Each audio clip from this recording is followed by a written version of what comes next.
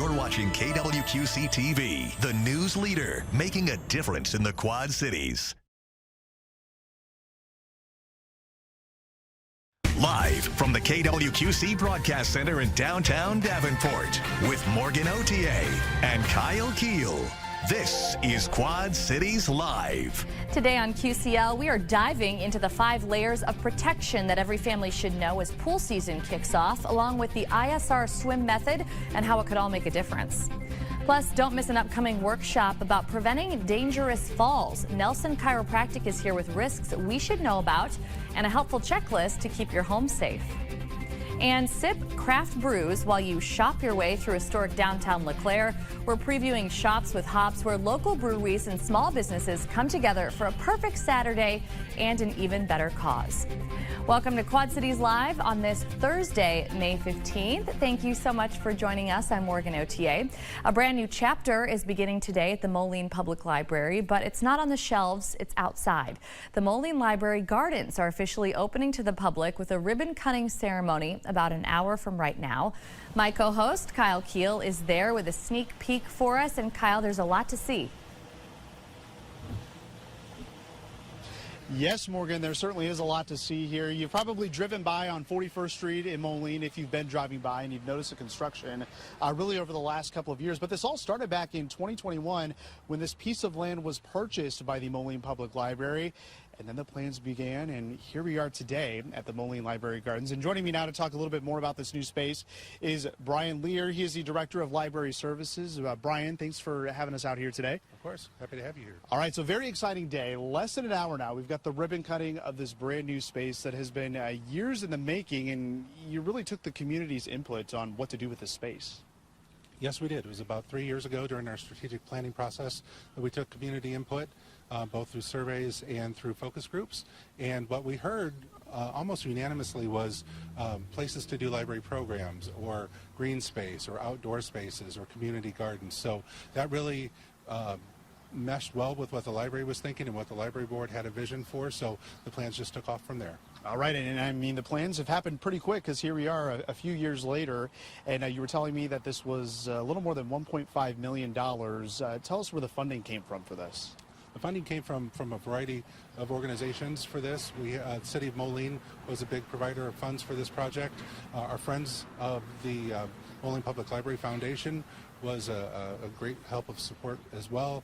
The Moline Regional Community Foundation provided some fundraising funds for us as well. And of course, the donors in our community really came through for us. I was just going to say, a lot of donations. You'll see a lot of the little benches around here. Some of the tables have the donation little plaques on there of people who've donated.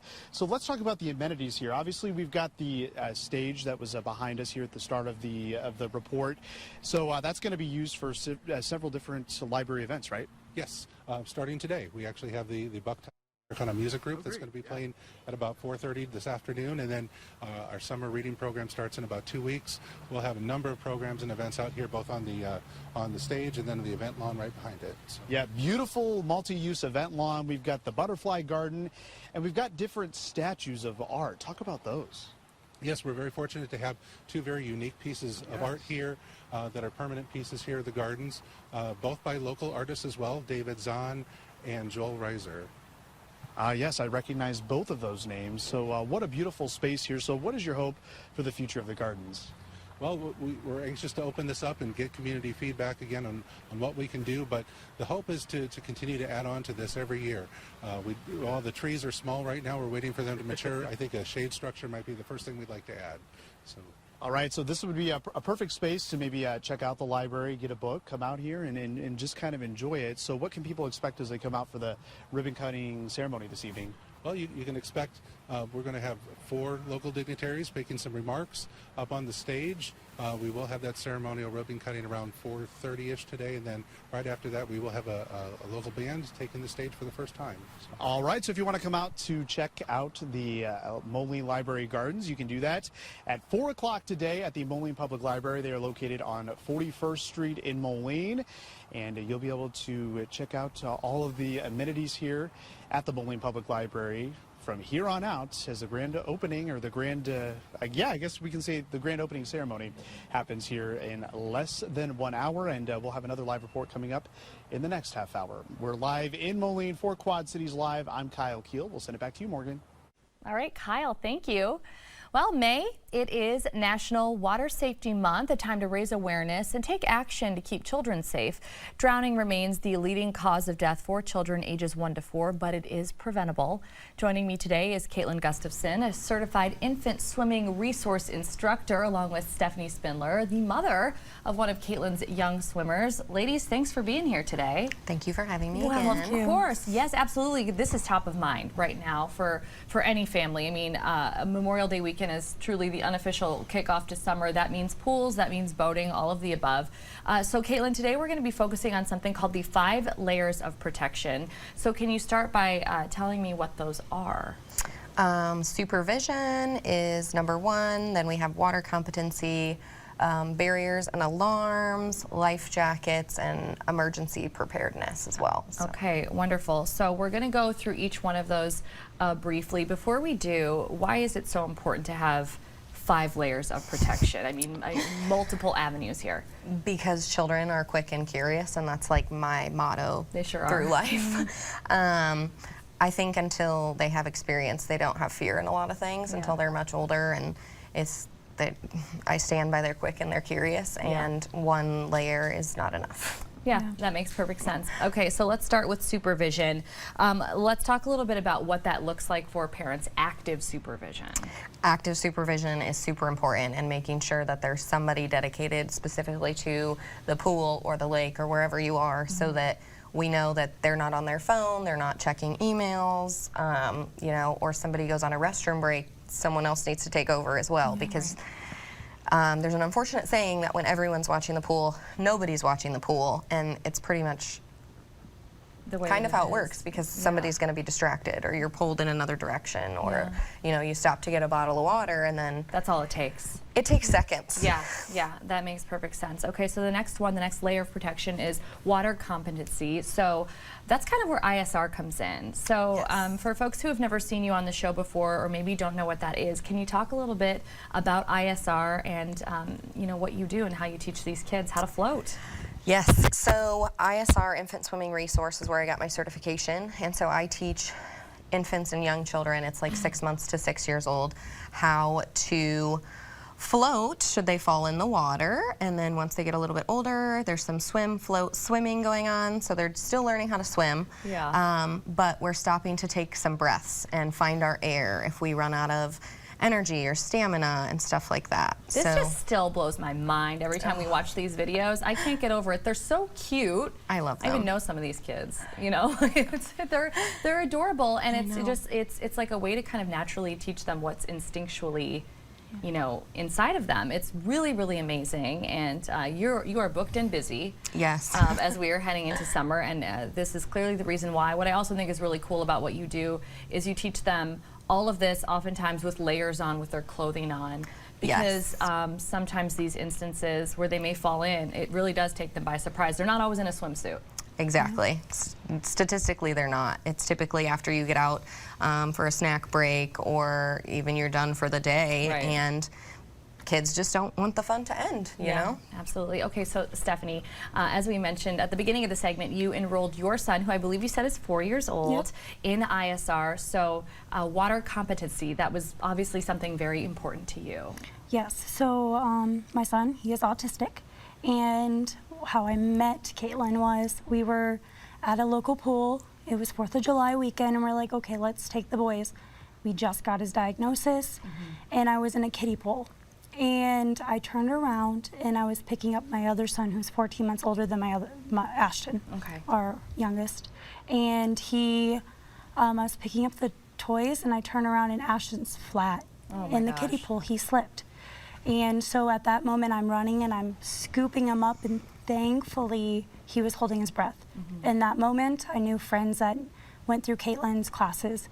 And so then what happened is Caitlin got us in right away. And so that's almost 2 years ago. And now Ashton has his float. He started nonverbal, and he's verbal now, and he's able to one, enjoy swim class, two, use this as a sensory thing, but then also if anything ever happened, he could fall in and rescue himself. Oh my gosh. So, yeah. What an incredible story. I mean, what a terrifying experience, but truly an incredible story of how you brought you guys together. And Caitlin, you provided us with some information as well that, you know, children with autism, they do face a higher risk when they're around water. It's like 160 times they're more likely to have a drowning incident than a neurotypical child. Just lack of fear, I think, and not understanding what's going to happen when they, you know, step off that step. Or amazing. And you said your son's name is Ashton. Yeah. So what has it been like to see him progress over these last couple years and really enjoy it? Well, at first he was very like with anything. Caitlin told us early on, because at that point Ashton couldn't yell help or, you know, at that point say mom. So when he would take the classes, he would scream. And Caitlin said, hey, listen, I know it's hard, but you would rather them be screaming than giggling in the pool if they fall in. And I'm like, oh my gosh, that is so true. So we went through several sessions because it took him a little bit longer than another child. And so he started loving it. And now it's so cool because now he says, go swim class. Or he'll be like, make you feel good too. Oh my gosh. Okay, so amazing, amazing story. Thank you so much for coming on and sharing that. And what we're through layer 3 at this point, but a really important stuff. The next one is barriers and alarms. And so I don't know that this is necessarily something that everyone thinks of.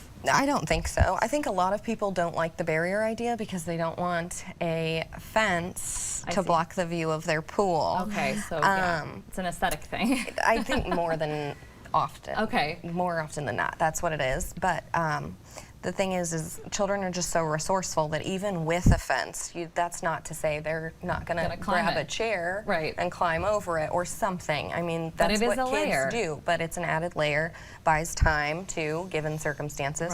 Alarms go hand in hand with that, like door alarms, so you know the child has opened a door. Went outside. No dog doors because they can call children are children. Seen that happen. They all go hand in hand in buying time more than anything, especially with children. With kiddos. Okay, so number 4 is a life jacket. I think oftentimes we just think, okay, we need this for boating. That's not necessarily always the case either. I would say any type of open water. So life jackets are especially important for, like you said, boating, open water. If you're in, we live so close to the Mississippi, and a lot of people I know go, you know, down to the Ozarks and stuff too. Any sort of open water, you just don't ever know what's in it or what they could get their foot stuck in, or an undercurrent that you can't see. Super important, but again, you shouldn't wear flotation in a pool. Because we don't want them to think they're swimming or floating and get that false sense of confidence. Exactly. Okay, and our final layer of protection, emergency preparedness. So what is it that parents need to know here? Or honestly, even if you're not a parent, if you're just around kids in any type of social environment, what do we need to know? CPR is a great resource. I think that everybody should have, you know, keep up to date on that because things do change and you need to know. A phone to call 911, and where are you swimming at? Do you know the address? Do the children know the address? If, you know, a parent gets knocked unconscious, or who knows, you know? You never know what's going to happen. So your address is also super important. But all of it works together. All of it working together. Okay, well, just amazing information today. I was really happy talking with both of you. And if you're a parent who's interested in signing your child up for ISR, you can contact Caitlin by phone or email. We have that information at the bottom of your screen. To check out more of her incredible videos, I swear I could watch them for hours on end, or to learn more about the method, follow Quad Cities ISR on Facebook or visit quadcitiesisr.com. Caitlin and Steph, thank you so much for being here today. Of course. Appreciate it. Yes, absolutely. Thank you. Absolutely. And just ahead on QCL, you want to get your tickets for this weekend's Shops with Hops, pairing craft beer tasting with shopping in downtown LeClaire, all for a good cause. Details next. You're watching Quad Cities Live.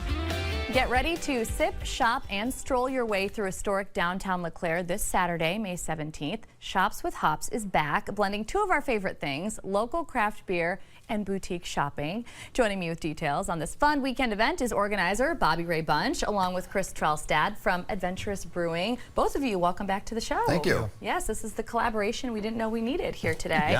Bob, give us a little bit of background on this event. It's been going on for some time, but for folks who don't know, what is it? Where'd you come up with this idea? Yeah, so Shops with Hops, we've been around 8 years, so we're excited to be back for our 8th year in LeClaire.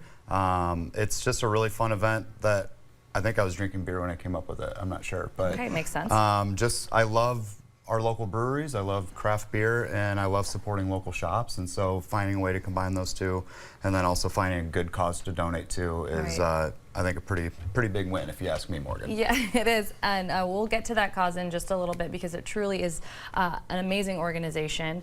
There is a lengthy lineup of breweries that are taking part, many of them local, at the very least regional. Can you talk about a few of them for us? We know Adventurous. Yeah, Adventurous is going to be there. I'm really excited for Beer in the Barn out of St. Donatus, Iowa. Okay. So if you've never been to St. Donatus, it's right across from the Kalmus's restaurant. It's a really cool barn, and they started brewing beer not too long ago, and so they'll be down there, and then we've got some of the local favorites, and then some from Des Moines, Iowa City. Wonderful. Yeah. That's great. Okay, so speaking of the local favorites, Chris, let's talk a little bit about Adventurous. Have you been part of this event in the past? Yeah, I think this is our 5th or 6th year. Yeah. Wonderful. Something like that. Yeah. Oh, we love it. It's Yeah. fun. It's a good time. It is. Okay, so tell us a little bit about Adventurous. We had you on the show not too long ago, kind of talking about your beginnings. I mean, you had been brewing beer long before you even opened a brick and mortar brewery. Yeah. You guys have a really great space, and you're always coming out with new stuff. What did you bring with you here today? We brought this. We'll have that at, this Saturday at Shop with Hops. It's a new sour. It's a peanut butter and jelly, grape jelly inspired sour. Okay. It's really good.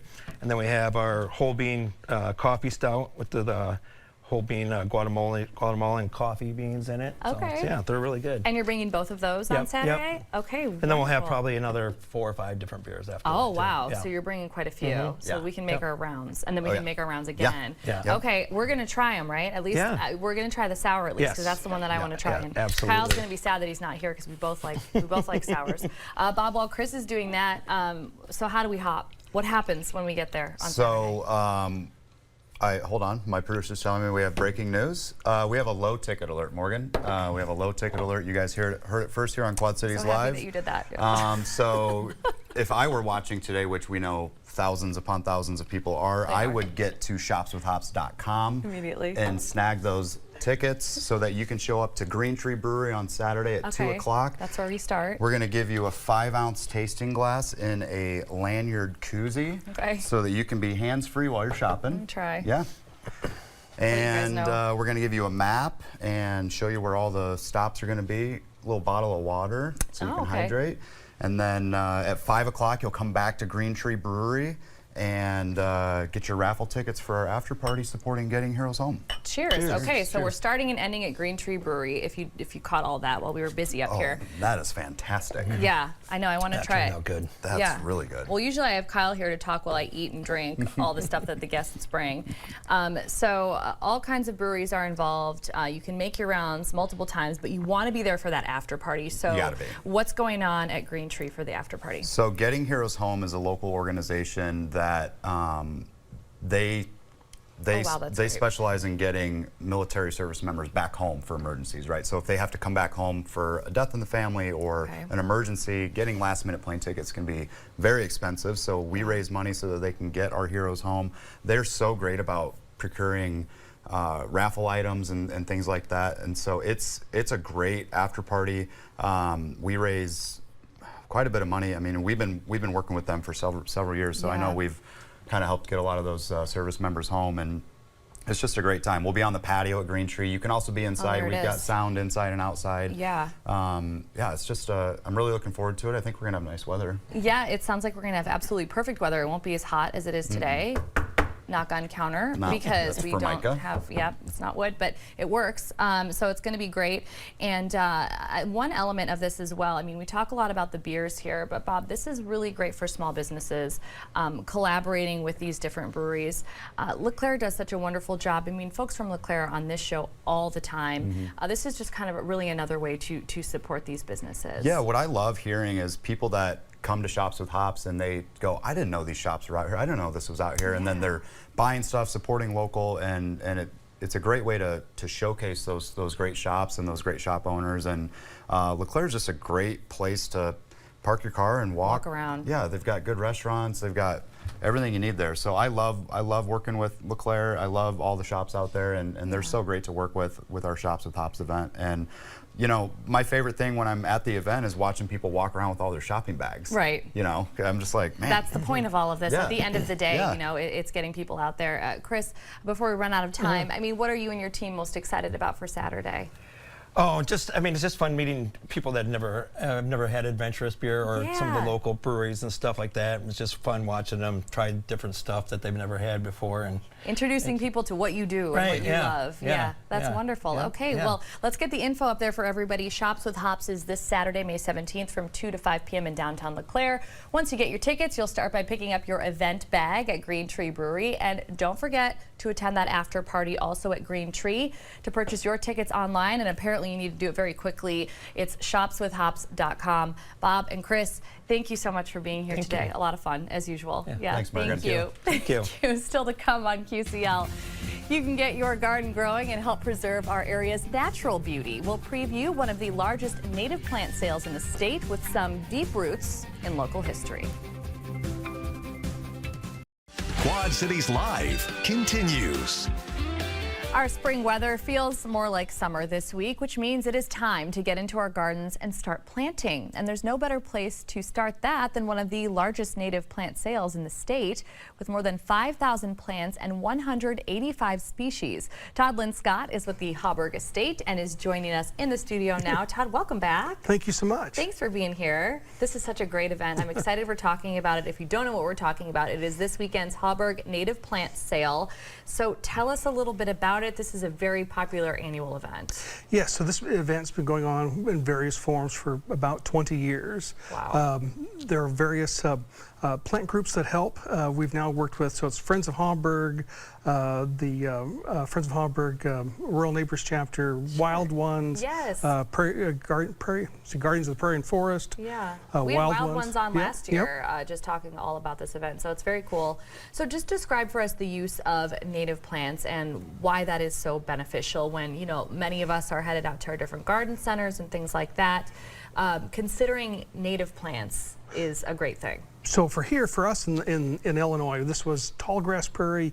You had probably 240 million acres of tall grass prairie at one time. Wow. And if you can think of, we have probably some of the best soil on the face of the earth, because as tall as some of the grasses go up, they go maybe twice as far down. Yeah. And so we'll have, where most forests may have a few inches of soil, we have 30, 40 feet of good soil. Yeah. And so it's just amazing how that allows us to do the great the agriculture we have here. Yeah. And with flowering, we can have flowers that will bloom the entire season. They're adapted for this area.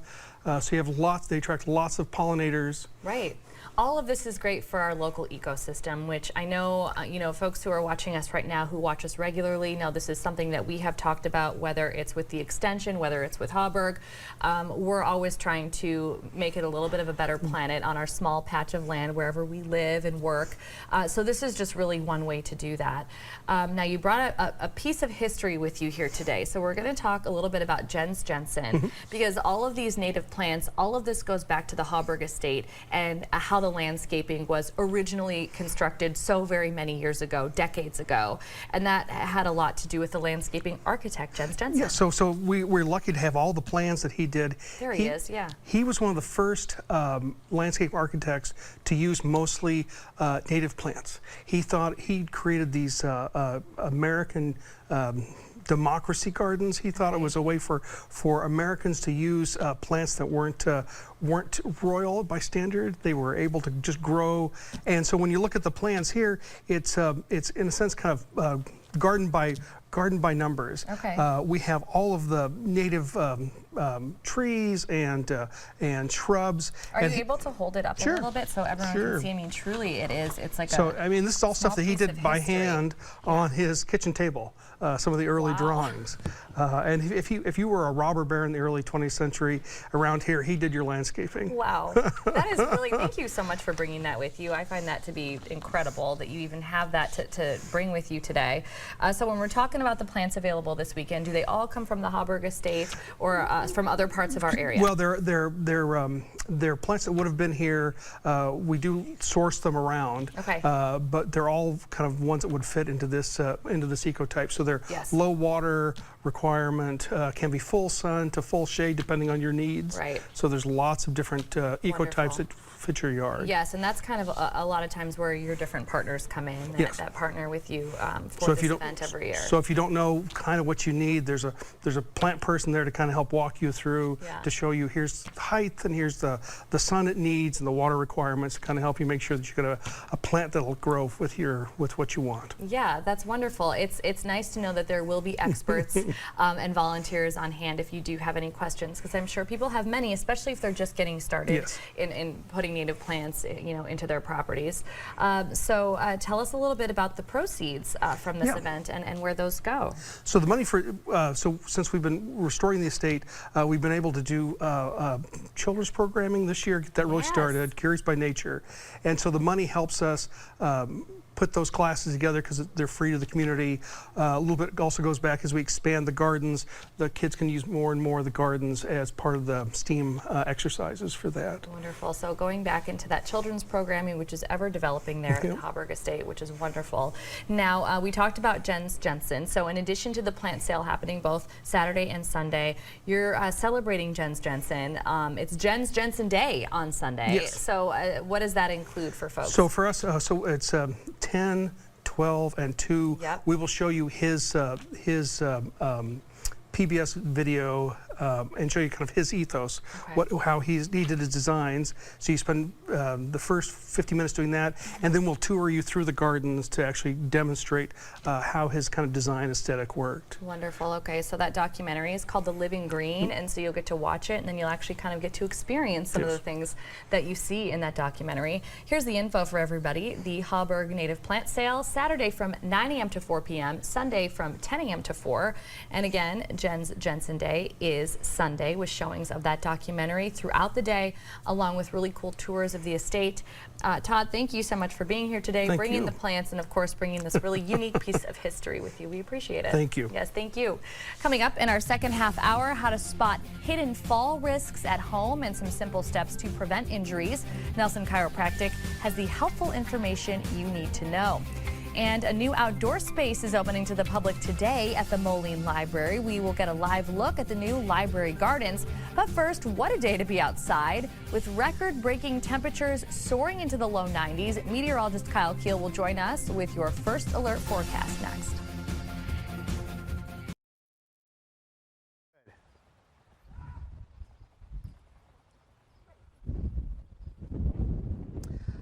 Hello, everyone. Accurate and reliable. This is your First Alert Forecast with meteorologist Kyle Keel. Moline Library Gardens here at the Moline Public Library in Moline. Nice breezy afternoon, warm and humid as well. Let's get straight to the maps. A little weather to talk about here. The ribbon cutting here at the Moline Library Gardens is at 4 o'clock, and we'll be tracking some wind and likely storm activity going to stay off to the north and east. Everywhere Camera Network shows those windy conditions, especially in Bettendorf there. As we look at temperatures, 90 degrees right now in Moline, 92 degrees in Davenport, 92 as well as in Kewaunee. I just checked in with the National Weather Service, 92 officially in Moline, breaks the record high set back in 1941. So an 84-year-old record has been blown out of the water here for today. So warmest May 15th on record. Those temperatures are going to fall back into the 60s tonight as we get the cold front and dry line to move through. And what a dry line is basically a difference between dry air and moist air. So it's going to feel a lot more comfortable tomorrow. Severe weather risk is to our north and east still, but there is a tornado watch out technically for Joe Daviess County until 10 o'clock. That will likely be canceled early once this front pushes through. But that's the area that we are watching very closely for the development of storms here over the next hour or two. And that storm zone does shift tomorrow into southern Illinois, St. Louis area under a level 4 risk for some pretty significant severe weather. First alert live Doppler radar. Clear of any rain. That dry line is approaching the Mississippi River right now. It's going to show up on the map here as a cold front, but you'll notice that as expected, the bulk of that severe weather is to our north into portions of Wisconsin. And that is likely where most of it is going to stay here as we head through the evening hours. So again, the 24-hour forecast, well, you already saw that, so we'll scoot right on by and take a look at exact track because we are going to show that the general trend is to have the storms push off to the northeast, and they could become a little explosive here as you get east of the Princeton area. So over the next couple of hours, we'll watch for that storm development. And then as we head into tomorrow, we're going to start the day with some sunshine, but we should generally see an increase in clouds here as we head into the morning and afternoon hours. There could be an isolated shower or thunderstorm here in the afternoon, especially east of the Mississippi River. Still a warm day tomorrow, highs in the 80s, lower humidity. It'll be more comfortable here over the weekend with dry conditions. And then it does turn more active next week. So for those of you who've been asking for some rain, your prayers will get answered here next week as it does look a little more active. And you can tune into the News at 4. Meteorologist Kyle Dickens will have a look at that 7-day forecast. All right, Kyle, thank you. And still to come after the break, falls are one of the leading causes of injury, but many are preventable. Nelson Chiropractic is here with the hidden risks to watch out for and a simple checklist to help make your home safer.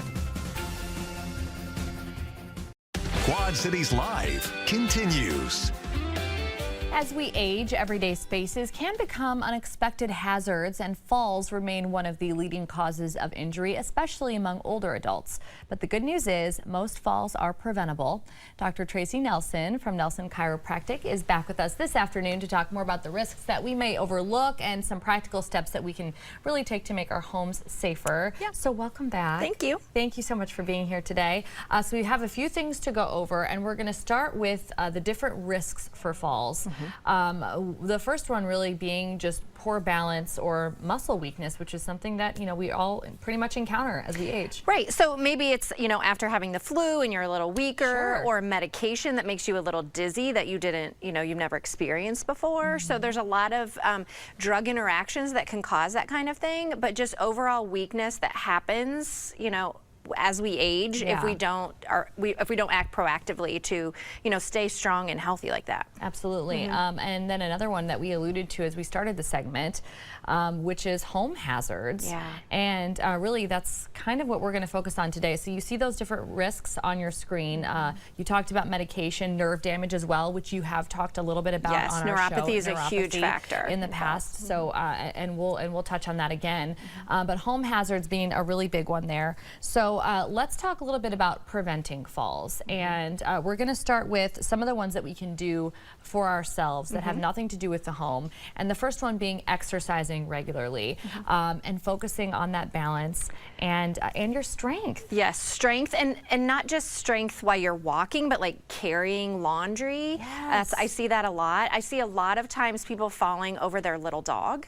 Okay. Or a Oh my dog that gosh. says squirrel and like bolts and that makes you lose your balance. That's Yeah. a huge one.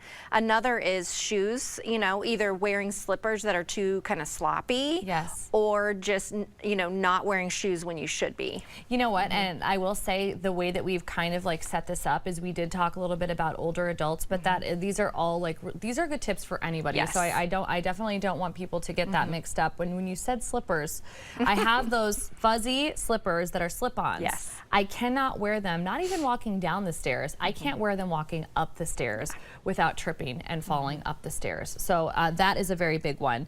So you want to remove tripping hazards, first of all, including your slippers and anything else, wearing your proper footwear, getting your vision and hearing checked. Yes. So we have some hearing specialists that come on the show from time to time, and they do say there's a huge correlation with hearing loss and falls. There is. And new glasses. So maybe you got your eyes checked, but your vision is just a little bit, maybe you got bifocals or something. Like I have monovision contacts, and the first couple weeks I was like, woo, going down the stairs especially. So you just have to be cautious and know that that is a risk with your glasses. And you talked about neuropathy, so I just want to touch on that one more time, and I want people to go back and watch our segment together on neuropathy if you're a little bit curious, because you can be evaluated for that if you think that that might be. Yeah, so a lot of times when people have neuropathy and pain, they know it's a risk, but it's really dangerous when you are losing sensation and you don't know you're losing sensation.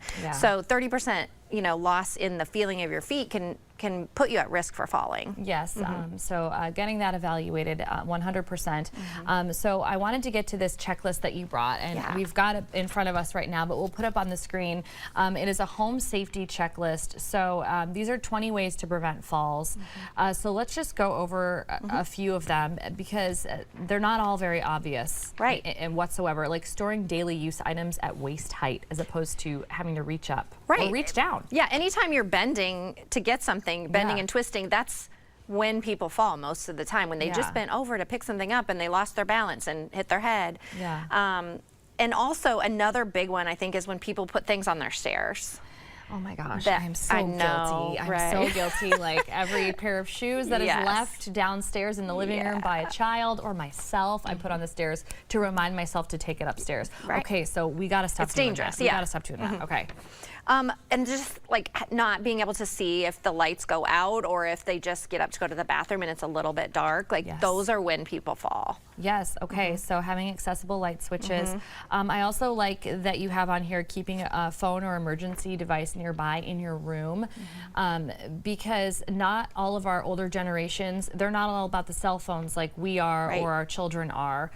So they're like, what do I need that thing for? And so that might be a good reminder, and it doesn't necessarily have to be a phone. It can be, you know, some other emergency device that can kind of get you the help that you need.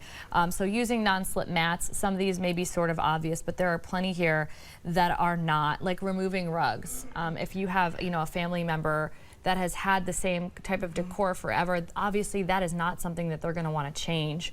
But it may be necessary. And they do look nice, right? But you are more at risk, especially if you have any kind of gait or mobility issue. But it's about looking ahead and looking at all of these things before there's an issue. Yes, okay, well, perfect timing for this. There is a fall prevention workshop at Nelson Chiropractic. It is coming up next week, and we've got all the information for folks on our screen right now. It is Monday, May 19th at 6:30 p.m. It is at Nelson Chiropractic.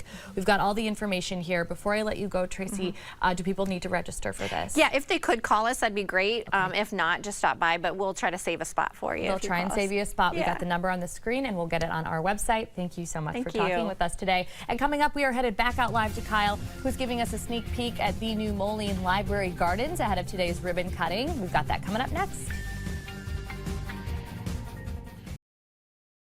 You're watching Quad Cities Live. It is a big day in Moline as the community celebrates the grand opening of a new outdoor space at the public library, offering a beautiful setting for programs, performances, or simply reading under the sun.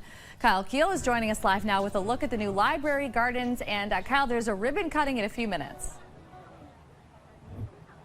Yeah, just moments away, Morgan, and people are starting to filter in. They've opened up the doors. The Moline Gardens are officially open to the public, and it all gets underway here in just a few minutes. Joining me now to talk more about the Moline Public Library Gardens is Bob Poor. He's on the board of directors. Bob, you know, we were just talking as far as government speed. This happened relatively quickly. It really did. Yeah, the actual construction took less than a year and a half. And we're here, and you know, there's probably a little more work and tweaks that we'll need to make here over the coming months, but it's ready, it's available, and it's for everybody to enjoy. In just a few minutes, Bob is going to be playing some music up on the stage with the band. So we've got the stage, the pavilion area. Talk about the story loop around the garden. Yeah, so that'll be something that gets updated pretty regularly. And the whole idea is that this park is to be used by everybody, people of all ages. So that story loop is perfect for a youngster with a parent or a grandparent or an uncle or friends, and they can go around and read the stories, and they'll change and be updated, and then come back and read the next one. It should be great. So obviously this is a great place, you know, inside the library, you get a couple of books, you come out here, enjoy the weather as long as it's nice out. What else is this space going to be used for? So it's going to be used for, it's a reading space. It's a reading and meditative kind of space, but also you just saw the pavilion there. We'll also have fairly regular events here. So I'm so happy to be in the band, to be the first user of the pavilion. So whether it's a book club down the road or you know, some kind of a concert or something like that, I imagine the pavilion will be used a lot, particularly in the summer months. And how about this crowd turning out? This is great. This is great. You know, it's not quite as big as the Lazy River crowd last year, but you know, we'll take it. And these are all readers. You know, and the cool thing about this garden is that, you know, we won't be around forever, but hopefully the garden is. It'll be here for years to come, hundreds of years to come. All right, very beautiful space here. The more than $1.5 million project is complete, and the Moline Gardens are officially open. You can come on 41st Street, Moline, and check it out yourself each day of the week.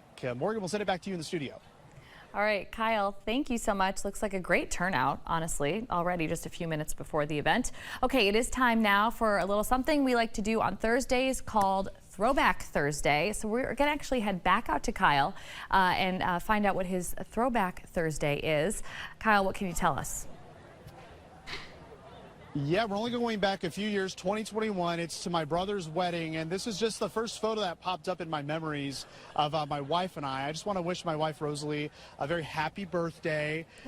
Surprised her a little bit earlier this morning, and we'll be celebrating this weekend. But, yeah, this was obviously a very special day for us as we celebrated my brother, and I just wanted to give her a special shout-out, and looking forward, again, to celebrating this weekend. And, you know, birthdays are always a time to celebrate. Morgan, I know your throwback kind of has to do something with birthdays as well. And again, we did not talk about this beforehand, but it just so happened that the birthdays kind of intertwined our wings. I know. I like when this all works out this way. First of all, happy birthday to Rosalie. I'm sure you guys will have a really fun weekend ahead. So yeah, my mother is visiting right now, and she sent me all these photos of my birthdays when I was around Darby's age. So I think I'm like 5 there, 4 in the previous one. I think this again is the 5th birthday. And she had all of these on her phone. So that, I believe, is my 6th birthday. So I'm the same age as my daughter is now in this photo. And that was my 8th birthday. That was just another one that she had on her phone. And she shared these with me today because I said, hey, I'm trying to look for a Throwback Thursday idea, and she goes, I can throw it way back. And I was like, hey now, well, you know, we're not going to talk about how many years this goes. But it was really funny because Darby was with my mom as she's visiting this week and looking at all these photos of me, and there are some similarities there, which we actually never thought that Darby really took after me at all. Growing up, it kind of looks like... I've always thought she has. You do? Okay. Well, in some instances, she definitely does, which we are finding out. So yeah, thanks to my mom for having these photos somehow on her phone, because these were all developed at some point when I was a kid. And so I appreciate the assist from her today in today's Throwback Thursday. Kyle, thank you so much. For your contribution. Again, happy birthday to your wife. And we want to thank everybody else for joining us today. Your local news at 4 with Sharon is up next.